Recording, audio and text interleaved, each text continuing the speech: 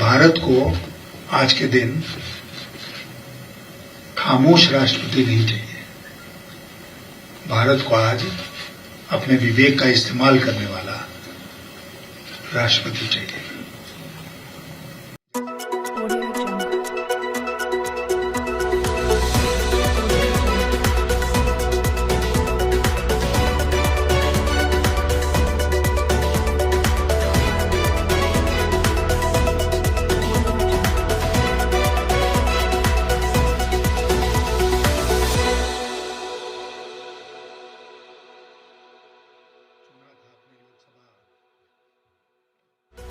उसी प्रकार जयंत जी, इनके पिताजी के साथ बहुत दिनों तक हमने काम किया था, बहुत मित्र थे। एक घटना आपको बताता हूं ऐसी थोड़े हल्के ढंग से कि 1989 में, जो आप में से बूढ़े लोग हैं उनको याद होगा कि मैं राष्ट्रपति भवन से वापस आ गया था।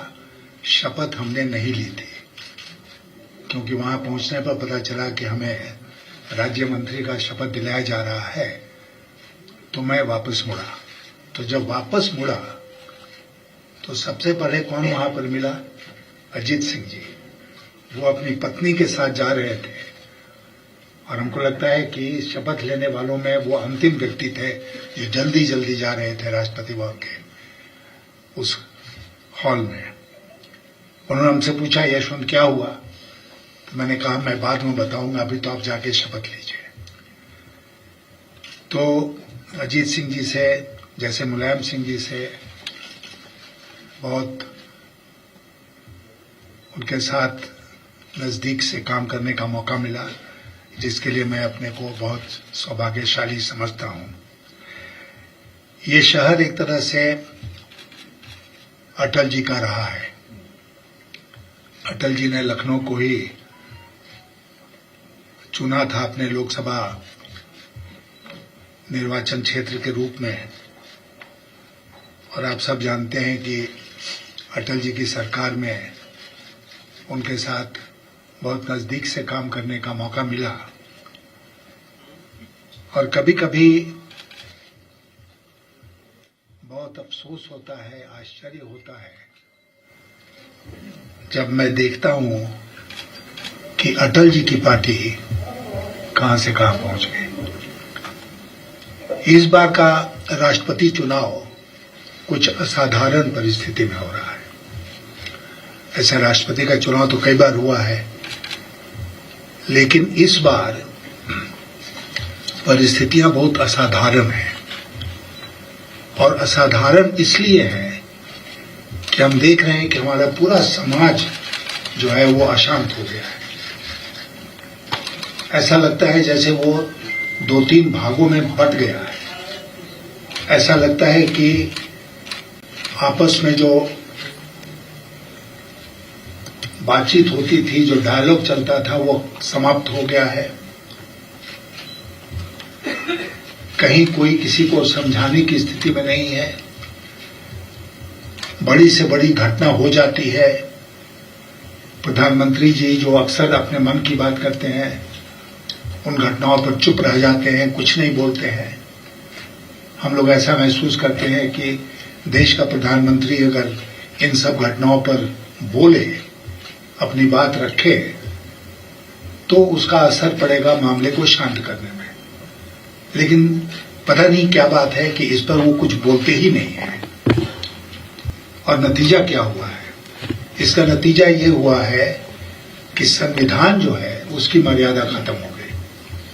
संविधान के मूल्यों की रक्षा आज नहीं हो रही है, बल्कि सरकारी पार्टी के द्वारा और सरकार के द्वारा उन मूल्यों की अवहेलना की जा रही है, प्रायः नित्य प्रतिदिन। और अगर ऐसा चलता रहा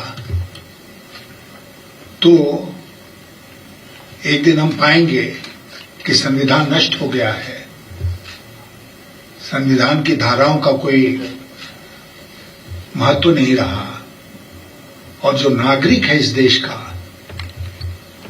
वो कहीं भी किसी फोरम पर इंसाफ के लिए नहीं जा सकता है। तो जब मैं आपसे कह रहा था कि राष्ट्रपति का चुनाव बहुत असाधारण परिस्थिति में हो रहा है, तो मेरा मतलब यही था कि जो भी व्यक्ति, और दो ही व्यक्ति हैं आमने सामने, जो भी व्यक्ति राष्ट्रपति भवन में जाएगा उसको मोर देन एवर अपने कर्तव्यों का निर्वहन करना पड़ेगा। संविधान में राष्ट्रपति के जो कर्तव्य हैं उसका निर्वहन करना पड़ेगा। हम सब जानते हैं कि the president of India is suppose to function on the aid and advice of the council of ministers, लेकिन उसके पास और बहुत सारी शक्तियां हैं जो उस पद की गरिमा से उसको मिलती है। और समय समय पर हमने देखा है कि हमारे देश में ऐसे राष्ट्रपति बने हैं जिन्होंने उसका इस्तेमाल किया है सरकार को परामर्श देने के लिए, सरकार को नियंत्रण में रखने के लिए। तो इसलिए आज एक ऐसा मौका आया है जब मैं आपके सामने यहां लखनऊ में कुछ बातें रखूं कि मैं क्या करूंगा अगर मुझे इस देश का राष्ट्रपति चुन लिया जाता है, तो मैं क्या करूंगा।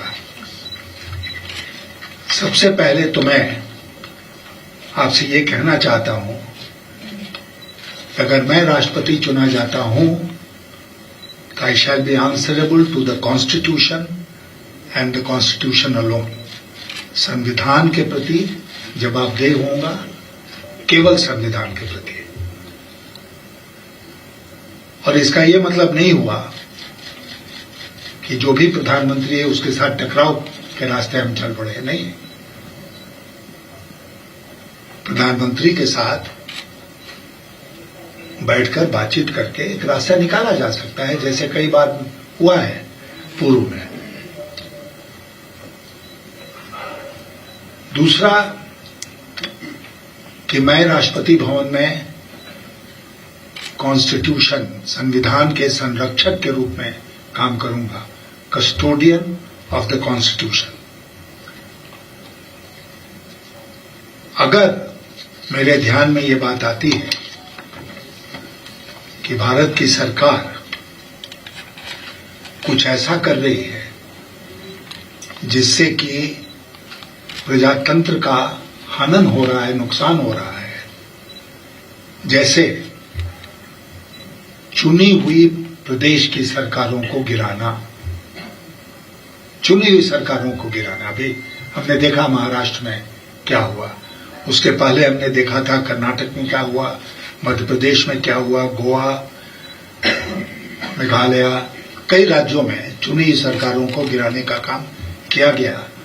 और वे नहीं है कि अचानक लोगों को बुद्धि आ गई। महाराष्ट्र में जो शिवसेना के विधायक थे, 2.5 साल के बाद अचानक बोधि ट्री के नीचे बैठे और उनको ज्ञान उनके मन में प्रस्फुटित हो गया। ऐसा नहीं हुआ। हम सब जानते हैं कि क्या खेल हुआ। तो अगर इस प्रकार की चीज होती है तो राष्ट्रपति का कर्तव्य बनता है, जिसका मैं निर्वहन करूंगा, कि भारत सरकार को रोका जाए ऐसा करने से।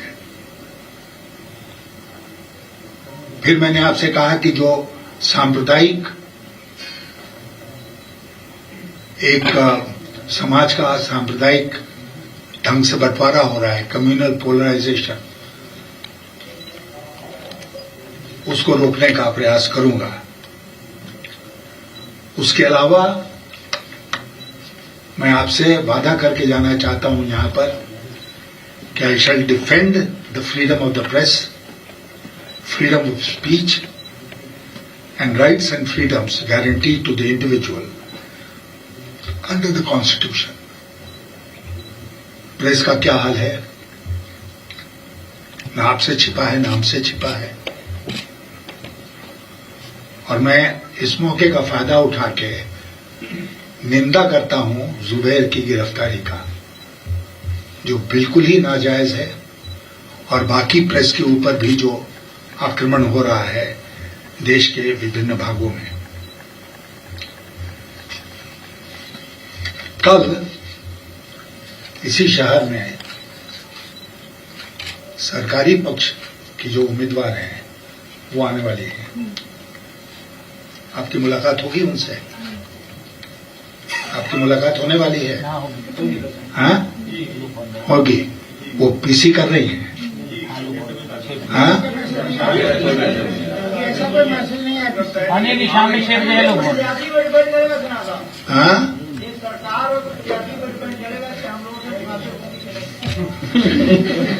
नहीं, मैं इसलिए पूछ रहा हूं कि मैं कई जगह गया, जैसा कि सुधीर जी ने बताया आपको, और मैं हर जगह पूछता हूं कि भाई वो गई तो उन्होंने कोई पीसी वीसी किया, देश की जो स्थिति है उस पर उन्होंने कुछ बोला, आर्थिक स्थिति जो देश की है उसके बारे में उनके क्या ख्याल है, जो विदेश नीति है देश की उसके बारे में उनके क्या ख्याल है, और समाज में जो कुछ हो रहा है उसके बारे में उनके उद्गार क्या हैं। तो मैं अपनी शुभकामनाएं आपको देता हूं कि कल जब आपके शहर में आती हैं तो आपसे मुखातिब हों, ये मेरी शुभकामना भी है और आप उम्मीद भी है। लेकिन अगर सबसे सम्मिलित रूप से वो नहीं मिलती है, एक दो लोगों से मिलती है, क्योंकि हम देखते हैं कि सरकार में जो संवाद है वो एक तरफा है।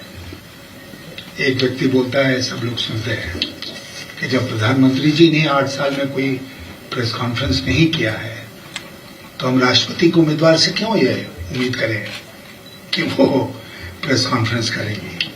लेकिन अगर मुलाकात किसी की आपकी हो जाए बाय चांस, सम्मिलित रूप से या अलग अलग, तो उनसे पूछेगा कि ये 5-6 बिंदु हमने आपके सामने आज रखे, वो इन बिंदुओं के बारे में क्या सोचती है, क्या कहती है, क्या इस तरह का जो आपके सामने एक प्लेज हमने लिया है वो इस तरह का प्लेज लेने को तैयार है, क्या वो संविधान की रक्षा करने को तैयार है, या वो एक साइलेंट खामोश राष्ट्रपति बन के रह जाएंगे। भारत को आज के दिन खामोश राष्ट्रपति नहीं चाहिए, भारत को आज अपने विवेक का इस्तेमाल करने वाला राष्ट्रपति चाहिए।